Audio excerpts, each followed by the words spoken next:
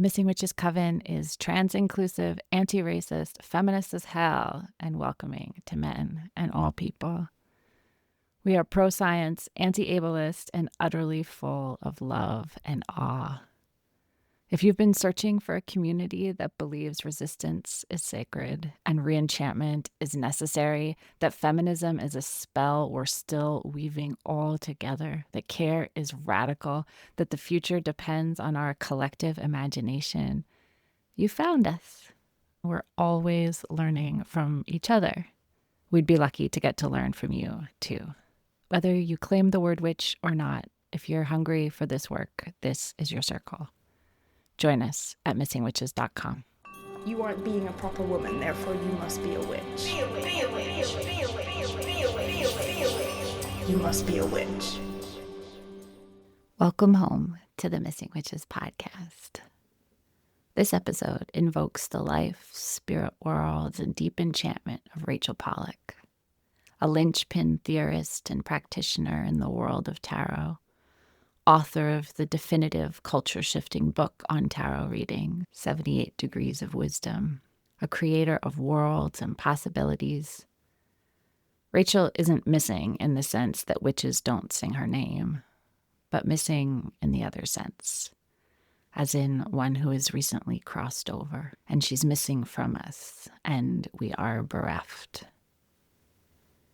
And yet, as I was writing this episode, I was sent Christine Gorman's Visionary Woman Tarot deck, a shining tribe, you might say, of channeled paintings, each one crafted by a visionary woman listening to the woodblock that was her canvas. Christine writes,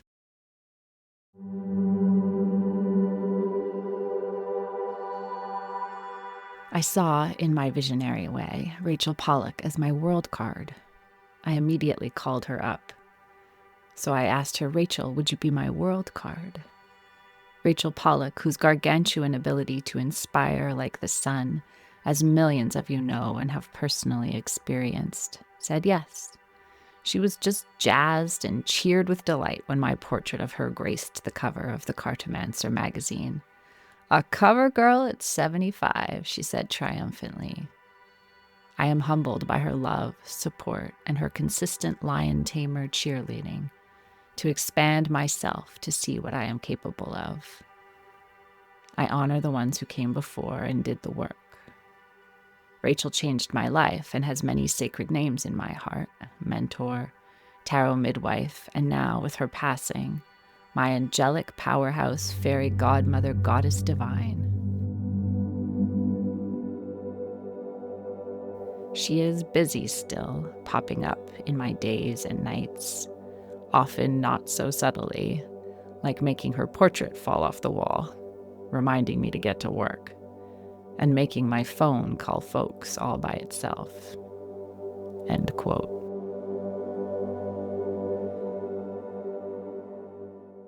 We honor Rachel Pollack, gargantuan sun energy ancestor.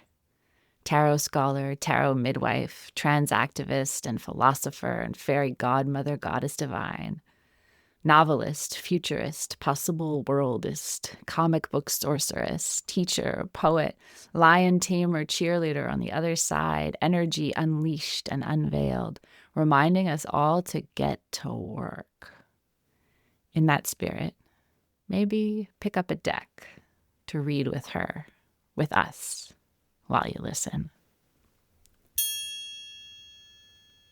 Rachel made her own deck called The Shining Tribe, drawing on ancient depictions of spirit knowledge. She made her own myths. She gave us a trans superhero whose very name was an alchemical spell, coagula, dissolve, but then always recombine, always gather into new true shapes, always become. Rachel Pollack taught us that divination is not a trick for fortune telling. It is a deep play with mystery. It is question asking as resistance. It's permission to imagine otherwise. Ask your cards, what can I imagine otherwise?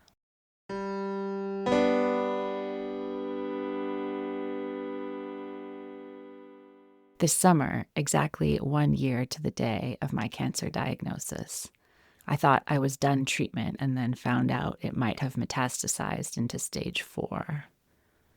I sat in my car screaming, no. I was back in the otherwise place, the community of death terror, the cancer people, the between world, the people of the shadowlands between Solvay and Coagula.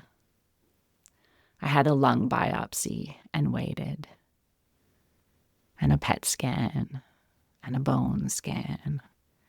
And it was a hallucinatory terror and a shattering gift.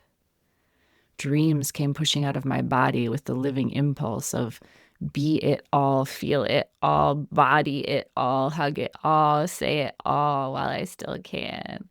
And I saw symbols everywhere. In 78 Degrees of Wisdom, writing about the death card, Rachel describes initiatory rituals where the shaman would be cut down to the point of seeing their own bones. To know the skeleton that shambles along within us is to know a thing, both about our impermanence and what lasts beneath our changing shapes. Quote, the initiation rites always led up to a simulated death and rebirth.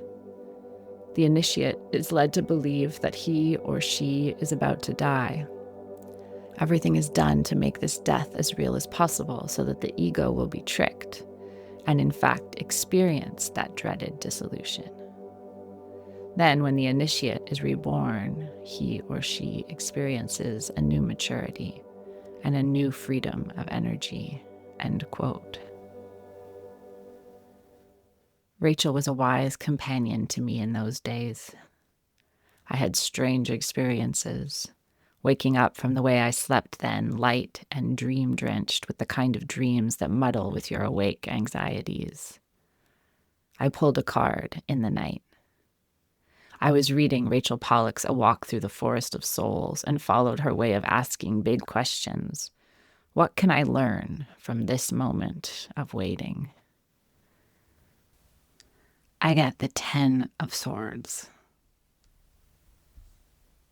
The woman lying all penetrated.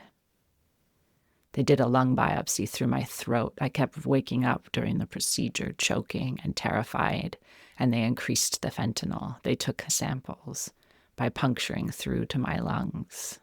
But in the distance, you can see the sun breaking through the clouds.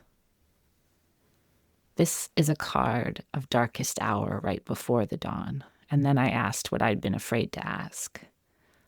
What will it be like after I get the results? What will that time be? And I got the King of Wands. It's funny, I remembered it as cups. It's been all about cups around here lately.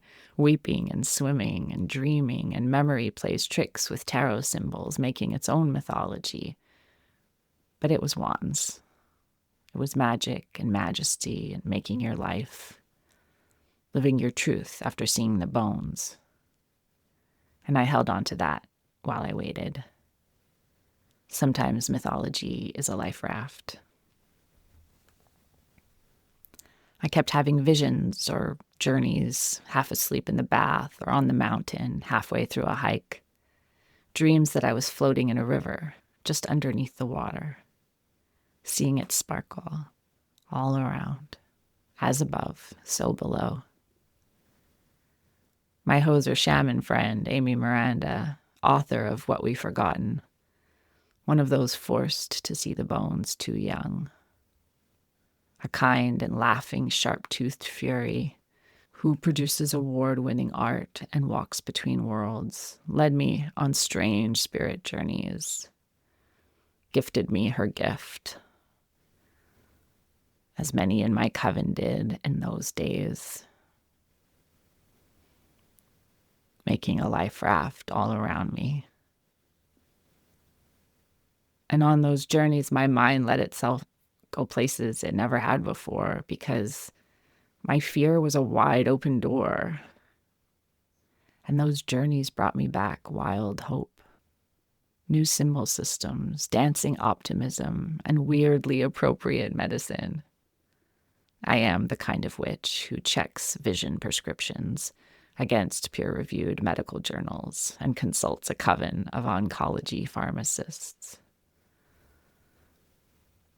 Miranda pulled a card from her own deck for me, and it was the Way of Wu, a boat, a Taoist principle of being in the stream, not worrying about each choice, but letting your intention guide the shape of your life. Being in the stream. Decades ago, towards the end of a long-term relationship, my partner described his feeling as always not quite catching the wave. I knew what he meant. I know what those times feel like, just off the edge of the flow. Anyway, that night after Miranda pulled the Way of Wu, I couldn't sleep again, and I pulled up Rachel Pollack's A Walk Through the Forest of Souls, and I turned the page to this.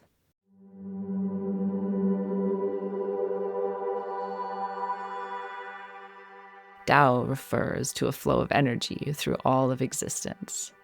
If you move or rest in harmony with the Tao, all things become possible. If you resist the Tao, you accomplish nothing. When we shuffle cards for a reading, we give up conscious control of their order and so allow the Tao to sweep them up and direct their fall. They do not predict so much as show us how the energy flows. End quote.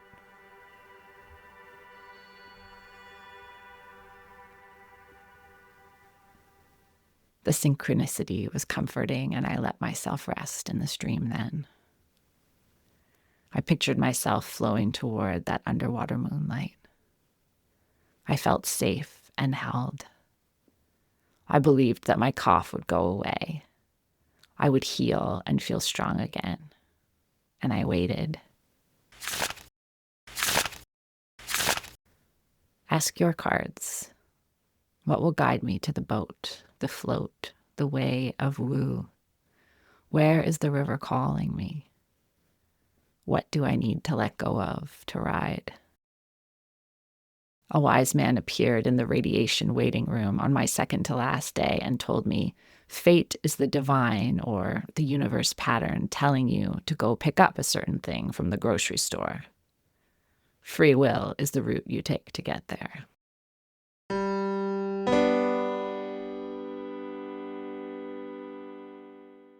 In Phallus Palace, a journal of female-to-male trans experience and theory, published in 2002, Pollack writes of Osiris brought back to life, made man by woman's hands. And she writes of the real work of the alchemists, to become unified, to bring forth the true glowing seed of ourselves, to walk with Osiris through the underworlds of our experience in order to become a force for life. Quote, Osiris's death and rebirth charts in great detail a transformation of consciousness. The pictures, stories, and hymns from 5 millennia that we call collectively the Egyptian Book of the Dead actually bear the title Pert Emhru, or coming forth into light. The phrase brings to mind the modern expression coming out of the closet. In the ancient stories, a soul often journeys through the darkness of death into a new existence. In modern experience, someone hidden, repressed, fearful, emerges into the light of true identity. This identity has been inside the person like a seed, hidden in the earth through winter, until the urge to come out lets it shine forth, like the secret child who shone as a blaze of light on Set's forehead. End quote. This is part of why witches, at least these witches, know to encircle and protect trans people. Because we too have seen our true bones, journeyed through the darkness of the underworld, lived in chronically ill and pained bodies, lived violence, violation, terror, been to the edge of dissolution, shoved to the edge of families and communities, felt always other to the overculture. And like the hermit, kept walking, past solutions that didn't feel honest, past controlling and shame-filled solutions, past glamours that crumpled into pyramid schemes, or love with conditions that kept us small and subservient and masked. Trans people are people, first and foremost, like each and every one of us, born deserving of the simple right to live and love and fuck up and learn and be. And when a person has been brave enough or forced by their insides screaming to look at the bones of themselves and burn the husks that were not alive and to reach for something true, they can become a seed of truth in a world that too often copy-pastes conformity, consumption, destruction. Truth is a domino in the world, running down the lines of energy that weave between us, flipping the tables in the synagogue, and releasing a power like splitting the atom. We can be radically truthful and brave too. We too must be allowed to simply live the days we have in these bodies and to listen to the ways they want to make love with the world and make it kinder, safer, more glorious, more alive. What is the truth that's splitting out of you? Where can you root your bravery?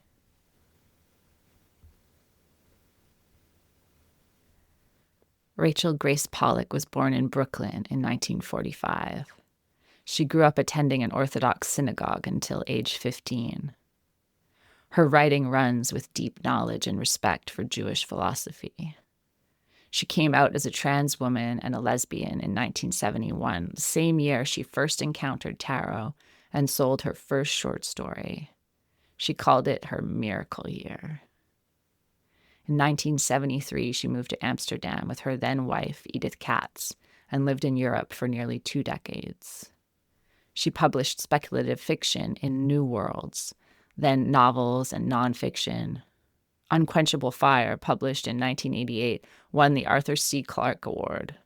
The Body of the Goddess, published in 1991, traced the history of religion and spirituality to the body, especially the woman's body, and to the land. Godmother Night won the World Fantasy Award. She wrote essays, poetry, tarot books, and comics. In 1993, she took over Doom Patrol, following chaos magician Grant Morrison, and introduced Kate Godwin, Coagula, DC's first openly trans superhero. I read Scott McCloud's Understanding Comics in grad school, and since then I can't help but see comic books as places where time is weird. Quantum particles scattering between creator and readers, opening spaces for the new. McCloud demonstrates that in comics, time is spatial. It literally lives on the page. Each panel represents a slice of time, and the reader controls its unfolding by moving their eye from one panel to the next. The gutter, the blank space between panels, is where the reader's imagination bridges moments. Bridges moments, filling in motion and stretching or compressing time. This means that time in comics can expand across a single wordless image, collapse in a rapid succession of small panels, or even coexist simultaneously on a single page. Rachel Pollack's Doom Patrol makes this insight tangible. Nearly every issue of her run references the tarot, using the card's archetypes as narrative engines and metaphors for transformation. Like McCloud's vision of comics, tarot spreads are spatial maps of time. They invite the reader to see past, present, and potential futures coexisting on the table. Pollack brings that temporal layering into superhero comics, allowing multiple timelines, mythic, personal, political, to overlap and refract. Her Doom Patrol followed Grant Morrison's, who famously treated comics as a form of chaos magic, collapsing the boundaries between story and life. Pollack extends that experiment, using tarot to open portals between the reader's reality and the strange, transformative world on the page. Like Grant Morrison, she wrote the world anew into the books, and so into the world. She made the unseen visible. What if you let your real self take up space and be seen? How does that change the future? How does it change the past? Rachel taught tarot with Mary Kay Greer for decades at the Omega Institute and taught writing at Goddard College in the MFA program for 11 years. As editor and collaborator Justin Hall said, she was the most interesting woman in the world because she was the most interested woman in the world. She had a mind that never stopped moving, never reached the limits of its curiosity. Rachel died in April 2023 of lymphoma after a long journey with cancer. Her wife, Zoe Madoff, shared, "I am sad to tell you that our beloved Rachel Pollack passed so peacefully and beautifully today at about 12:45 p.m. after a touching ceremony called Hand to Heart. Several of us stood in a circle. I had my hand on her heart. I know that Rachel will continue to be a light in this world and in the next." End quote. In this Our Hermit year, Rachel Pollack comes to us as the lantern, a light to living worlds, living truth. I had cancer in my lymph nodes too, Rachel. Mine was traveling from a core site of my personal feminine. I had always liked my boobs, and breastfeeding my kid, though a torment in a way, had been a healing place outside of time for me. Surgeons emptied my breasts and filled them with plastic bags and removed 12 lymph nodes down my arm, and I have had 7 infections since then because we need our lymph nodes. They move white blood cell healers through our underground waterways. I'm sorry you had to live that haunting, and I'm sorry your loved ones had to watch it take you. But it's so clear the light and love of you moved and moves from your wise heart, spiraling out into the circle still. Ask the cards, what message does Rachel have for you, witch? What knowledge is circling in your lymph nodes? In non-Hodgkin's lymphoma, cancer doesn't move in a predictable pattern through the circulation of the lymphatic system. It appears like scattered particles lighting up in the system, as though refracted by some unknown wave. Maybe it's the mark of a time traveler. Who knows? Rachel wrote, "Physicists long ago noticed an odd quality about equations that involve a process over time. Nothing in the equations implies a direction. They always work as efficiently from the future to the past as they do from the past to the future.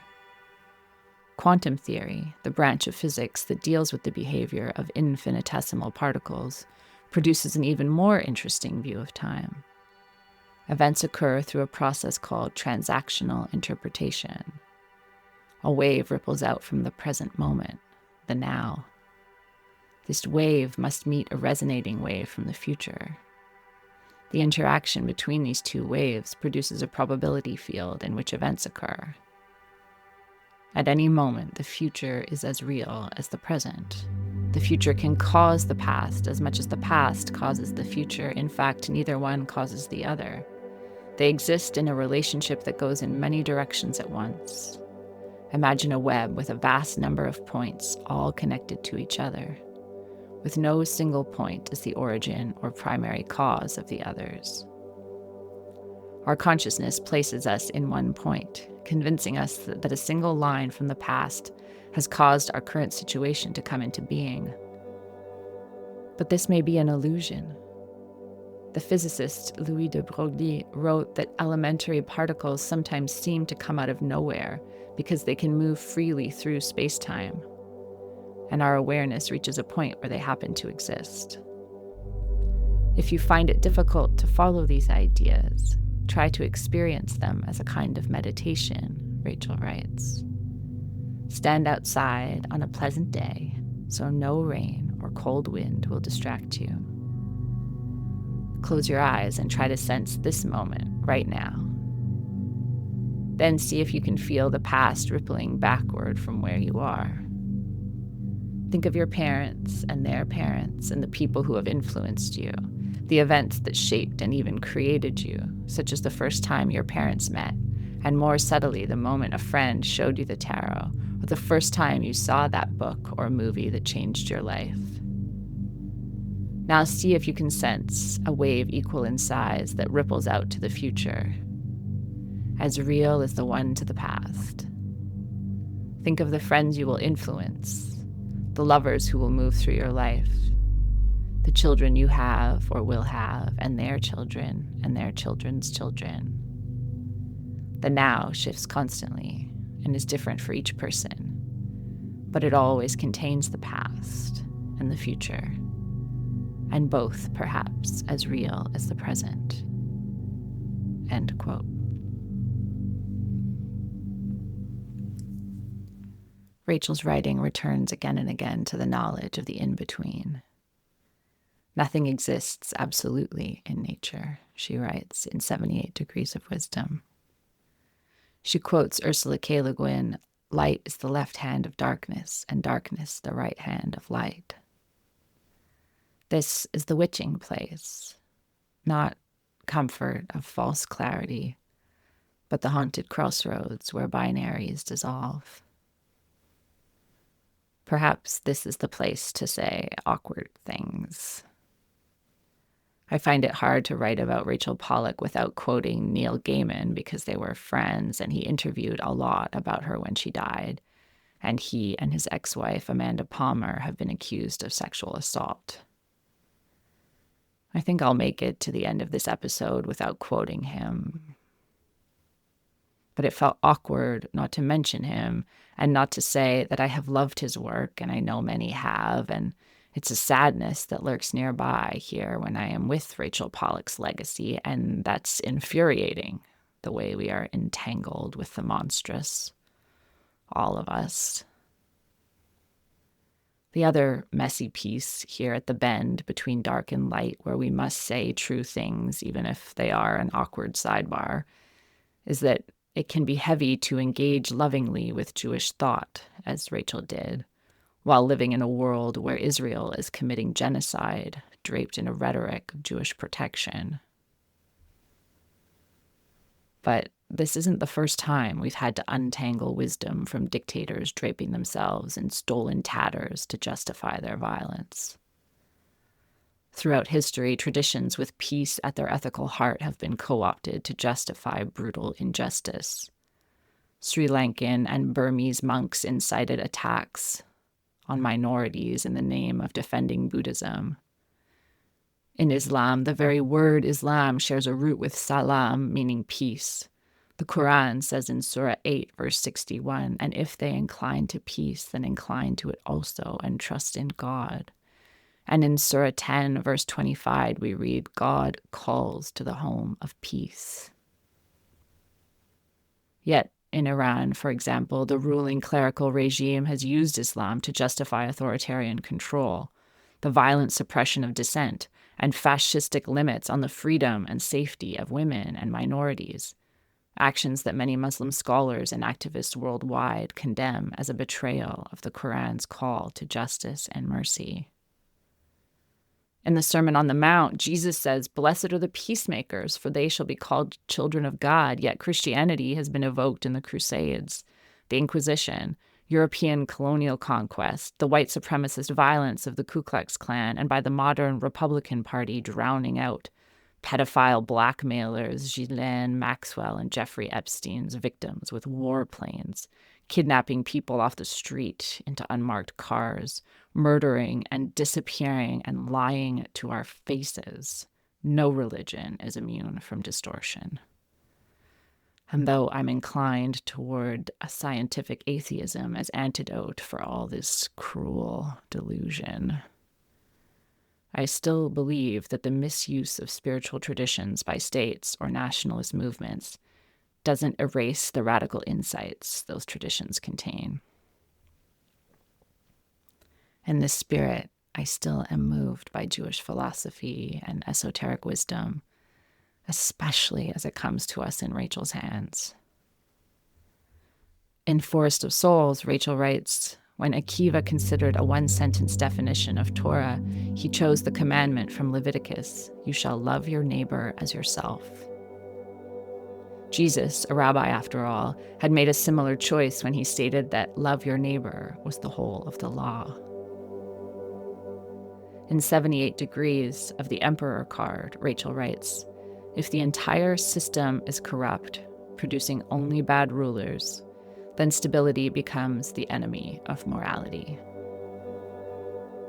The value of the symbol of the emperor depends a very great deal on time and place. End quote. Resistance is always situated. Symbols shift with context. As witches calling in just futures, we ask, stability for whom? Morality by whose hands? All I can say to myself is stay true to the beating ethical heart of your craft. And thou harm none, do as thou wilt. The whole of the law, love each other as ourselves, and follow our own lanterns. But how? In 78 Degrees of Wisdom, Rachel taught, most people experience feelings of being powerful so infrequently they try to hold on to them. By doing nothing, they hope to preserve their magic moments. But we can really hold on to power in our lives only by constantly discharging it. By releasing creative power, we open ourselves up to receive a further flow. The spectator at the football game, even the possessed churchgoer, will find their excitement gone after the event that triggered it has ended. But the craftsman or scientist or teacher, or for that matter, the tarot reader, will find the power increase over the years, the more they discharge it into physical reality. End quote. Witches, we build our power, and the light of our guiding lantern becomes a North Star by discharging our energy into physical reality. Put what feels electric and true to you into the material world, into your practice, into your activism, into your interrogation of the depth of your soul and mind, into the workings of your hands, your story crafting, your art making, your cooking, your care. See these acts in the embodied world as steps in a dance with the present that shapes both the future and the past. This letting go of power, gifting it into the web of the world, builds a resonance machine. In Forest of Souls, Rachel writes, the various formulas, the famous Tall Dark Stranger or Journey by Water, connect our reading to a kind of world all its own, a sort of artificial universe that we lay over the real one. The fact that people have used these formulas for centuries gives them power. How does that artificial world of fortunes connect to the real one?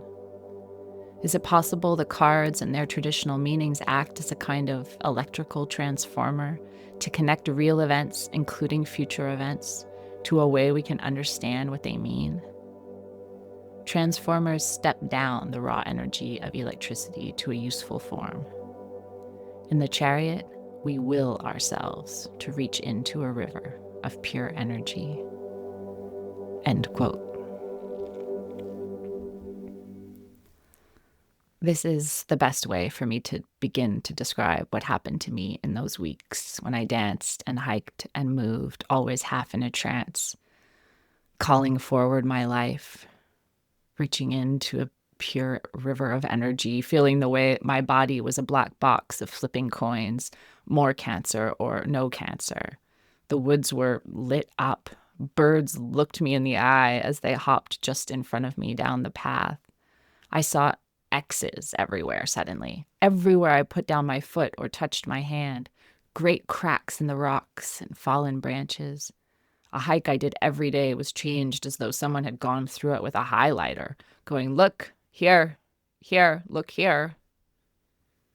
My family is Nordic on one side, going back thousands of years. We've built up grooves over hundreds of generations with those stories and symbols and gods. So I checked the runes, and X is for your gifts.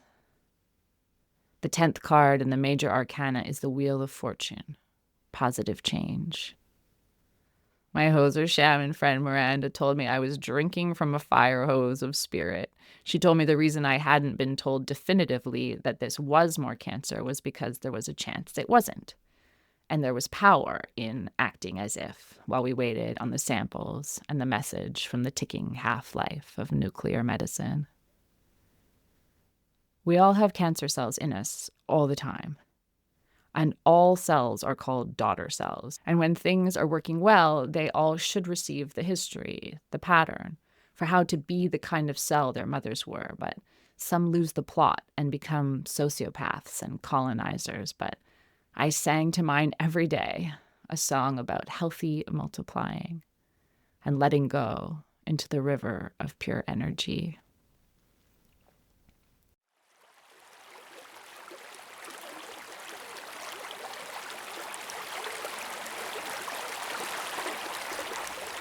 We are healthy and wealthy and wise. We sing songs of our mothers as we multiply. Oh, la la, she breathes. Oh, la la, she breathes. We are healthy and wealthy and wise. We sing songs of our mothers as we multiply. Oh, la la, she breathes. Oh, la la, she breathes. We are healthy and wealthy and wise. We sing songs of our mothers as we multiply. Oh, la la, she breathes. Oh, la la, she breathes.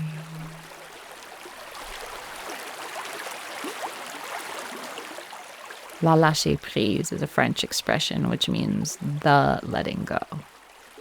It's not just an action, it's kind of a noun. The letting go. Like slipping into a river. Sing with me into the river of hopeful flourishing for all ourselves and all their daughters and all the great web of the world. Tarot in Pollack's hands becomes a question-making instrument, which is a world-making instrument. In Forest of Souls, she asks, what if we ask Tarot about God's soul? What if Tarot was the blueprint God used to create the universe? What was that spread like? How would we create the universe anew? The point is the generative power in the question. Where is my death now? Where will my soul go? How will we know the rapists' regimes are crumbling? How do we hold each other in the noontime? Ask the most haunted questions. There's power even in just saying those questions out loud. Solve and coagula. Break down what is false and recombine what is true. Letting go into the river of pure energy.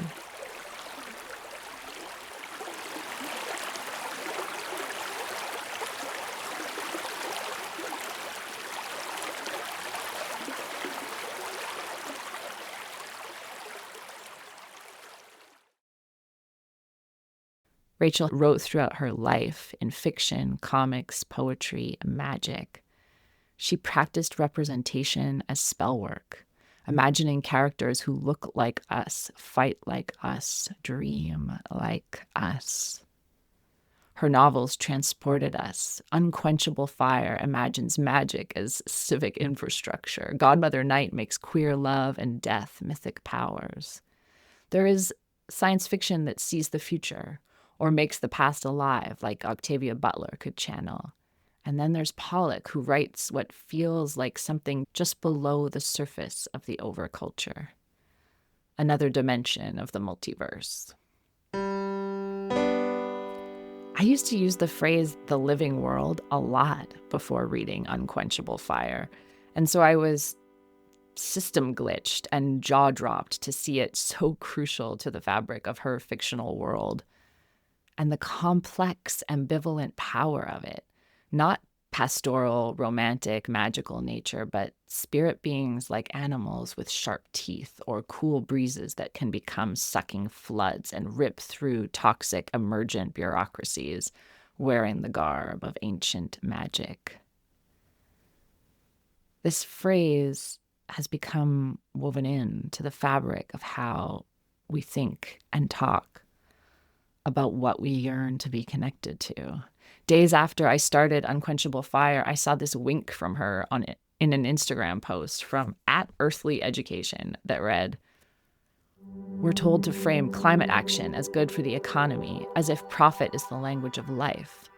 But that logic is what's killing us. Endless growth, extraction, domination, the idea that nature only matters if it makes money.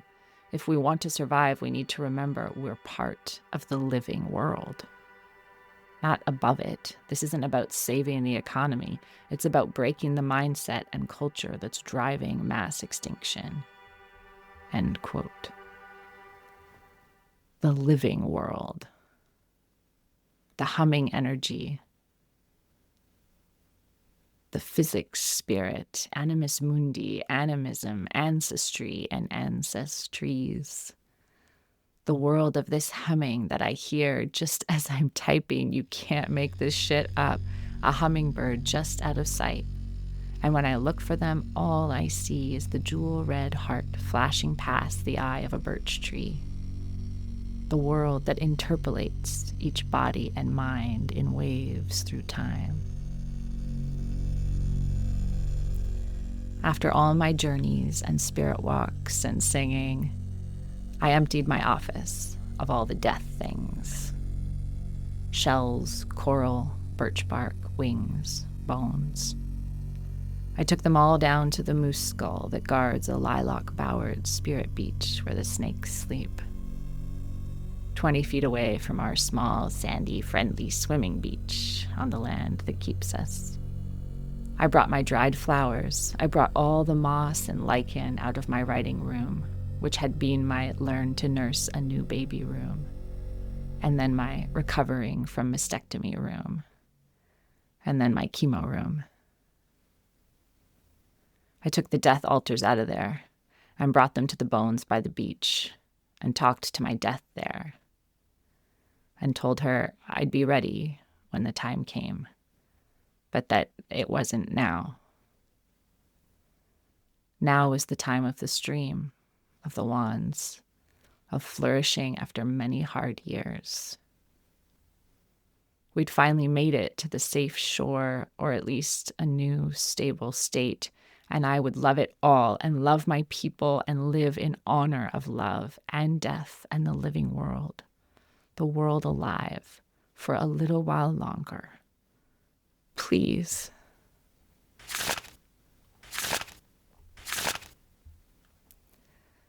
Rachel Pollack died April 7th, 2023.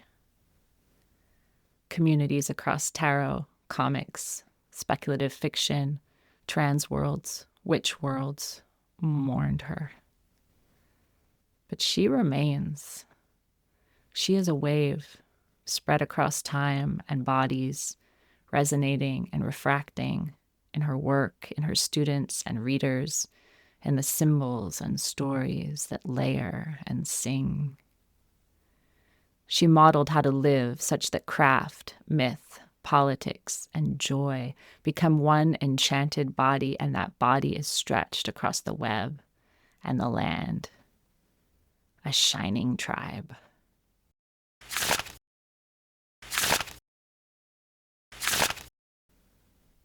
Draw a card. Ask, how do I keep the flame unquenched where I stand? How do I ask the next brave question? Walk through your underworlds. See if you return with seeds. Reach into your past and believe that you can weave the future. Hold on to the life raft of your mythologies. Pour your energy into the world, and maybe together we can weave our culture back into the living world. Blessed fucking be. You must be a witch. You don't have to know if you're a witch. You just have to be curious and ready to share in wonder. Come find us at missingwitches.com.